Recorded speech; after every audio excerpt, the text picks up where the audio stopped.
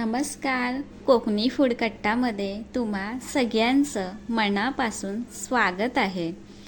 बघता बघता आंब्यांचा सीझनसुद्धा संपत आला. मग ही मँगो शिरा रेसिपी तुम्ही घरी ट्राय केलीत की नाही?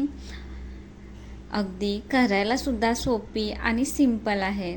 चला तर मग आज आपण या रेसिपीला सुरुवात करणार आहोत.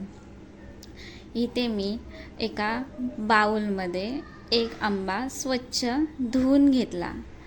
त्याला दोन साईडनी कापून घेतलं आहे आणि त्याचा मधला सार गर आपल्याला काढून घ्यायचा आहे. मी चमच्याने काढला आहे. आता मी मिक्सरच्या भांड्यामध्ये त्याला फिरवून घेते. आता मी कढईमध्ये 3 चमचे मी तूप टाकलं आहे. तूप गरम झाला आहे. आता मी त्याच्यामध्ये 100 ग्रॅम रवा टाकला आहे. आपल्याला ते खरपूस भाजून घ्यायचं आहे. बघा खूप छान वरती फुलून आलं की त्याच्यावरती मी ड्रायफ्रूट टाकले. चांगलं सोनेरी रंग येईपर्यंत आपल्याला भाजून घ्यायचं आहे. आता मी इथे 3 चमचे साखर टाकली आहे. तुमच्या आवडीनुसार किंवा तुम्हाला जास्त गोड आवडत नसेल त्यानुसार तुम्ही साखरेचं प्रमाण कमी जास्त करू शकता. आता मी इथे वेलची पूड टाकते आहे.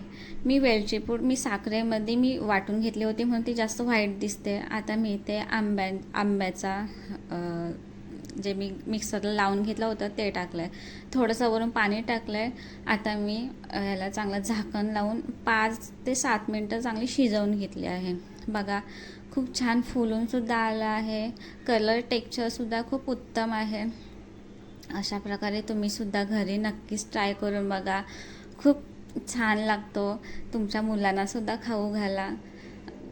अशाच नवनवीन रेसिपीसाठी माझ्या चॅनलला सबस्क्राईब करा, लाईक करा, शेअर करा.